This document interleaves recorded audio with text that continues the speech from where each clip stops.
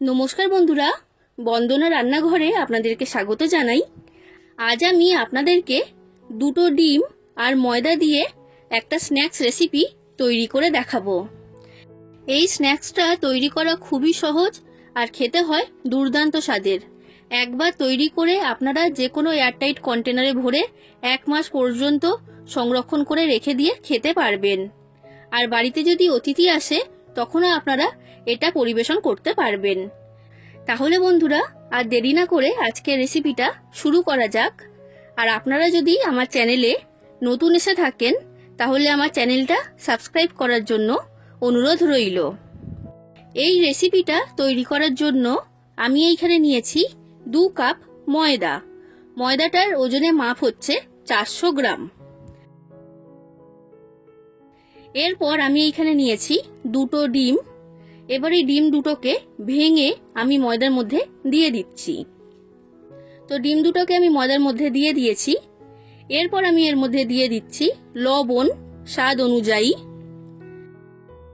এরপর দিয়ে দিলাম সামান্য পরিমাণ কালো জিরে। কালো জিরে দিলে এটা খেতে খুবই ভালো লাগে।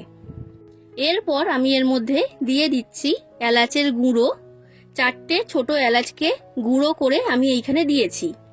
এলাচের গুঁড়ো দেওয়ার কারণে এর মধ্যে খুব সুন্দর একটা এলাচের ফ্লেভার হবে আর এটা খেতেও খুবই ভালো লাগবে। তবে বন্ধুরা আপনাদের কাছে যদি এলাচের গুঁড়ো না থাকে এটা ছাড়াই আপনারা তৈরি করে নেবেন। এবার আমি এর মধ্যে দিয়ে দিচ্ছি চিনি।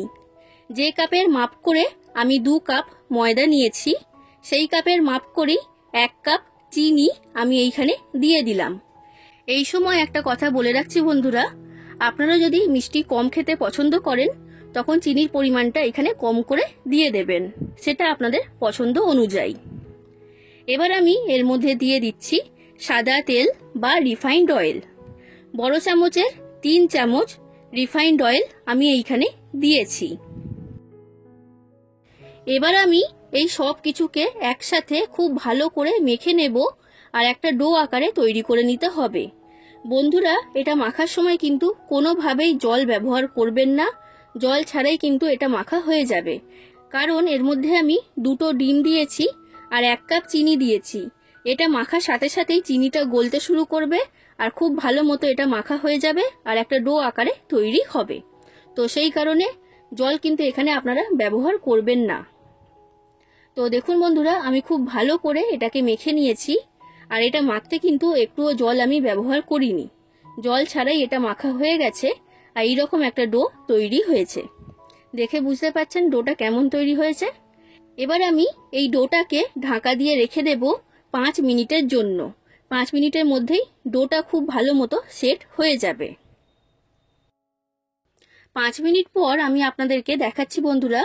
পাত্রের ঢাকনাটা আমি খুলে নিয়েছি। ডোটা আগের থেকে অনেকটাই সেট হয়ে গেছে। এবার এই ডোটাকে আমি 2টো ভাগে ভাগ করে নেব আর বড় সাইজের করে 2টো লেচি তৈরি করতে হবে। তো দেখুন বন্ধুরা আমি এইখানে 2টো লেচি তৈরি করে নিয়েছি। এবার এর মধ্যে থেকে একটা লেচি আমি নিয়ে নিলাম আর একটাকে আমি ঢাকা দিয়ে সরিয়ে রেখে দিচ্ছি। এবার এই লেচিটাকে বেলে নিতে হবে আর বেলার জন্য আমি এইখানে শুকনো ময়দা ব্যবহার করেছি। এবার এই লেচিটাকে মোটা করে বেলে নিতে হবে, খুব বেশি পাতলা করলে কিন্তু হবে না। তো দেখুন বন্ধুরা এটা আমার বেলা হয়ে গেছে আর কতটা মোটা করে বেলেছি সেটাও আমি আপনাদেরকে দেখিয়ে দিচ্ছি। দেখুন খুব বেশি মোটা নয় আবার খুব বেশি পাতলা নয়, এই রকম করে এটাকে বেলে নিতে হবে। এবার দেখুন বন্ধুরা আমি এইখানে নিয়েছি একটা স্টিলের গ্লাস। এই গ্লাসের সাহায্যে এটাকে আমি কেটে নেব আর খুব সুন্দর একটা শেপ তৈরি হবে। তো প্রথমে আমি গ্লাস দিয়ে ধারের কিছুটা অংশ কেটে বাদ দিয়ে দিলাম। এটা কিন্তু প্রথমে কেটে বাদ দিতে হবে, তবে কিন্তু শেপটা সুন্দর হবে। এবার আমি যেখানটা থেকে কেটে বাদ দিয়েছি সেই জায়গা থেকেই গ্লাসের সাহায্যে কেটে নেব। আর দেখুন বন্ধুরা এইভাবে চাপ দিলেই কিন্তু খুব সহজেই এটা কেটে বেরিয়ে আসবে। আর দেখে বুঝতেই পারছেন খুব সুন্দর একটা শেপ তৈরি হচ্ছে। এইভাবে আমি সবগুলোকে কেটে নেব।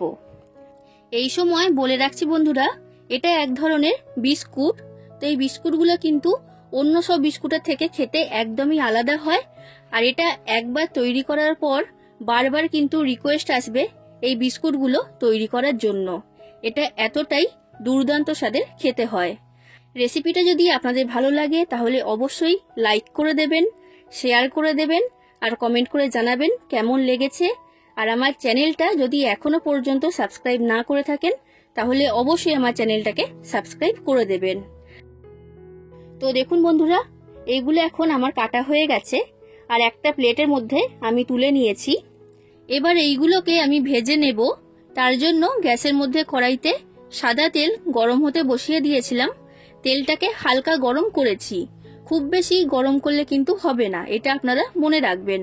হালকা গরম তেলের মধ্যে এবার এই বিস্কুটগুলোকে আমি একটা একটা করে দিয়ে দিচ্ছি। যে কটা বিস্কুট তেলের মধ্যে ধরেছে আমি দিয়ে দিয়েছি। তবে বন্ধুরা খুব বেশি দেবেন না, তখন কিন্তু ভাজতে অসুবিধা হবে। এবার গ্যাসের ফ্লেমটা লো ফ্লেমে রেখে এইগুলোকে ভেজে নিতে হবে। কিছু সময় পরই আপনারা দেখতে পাবেন যে বিস্কুটগুলো তেলের উপরে ভেসে উঠবে।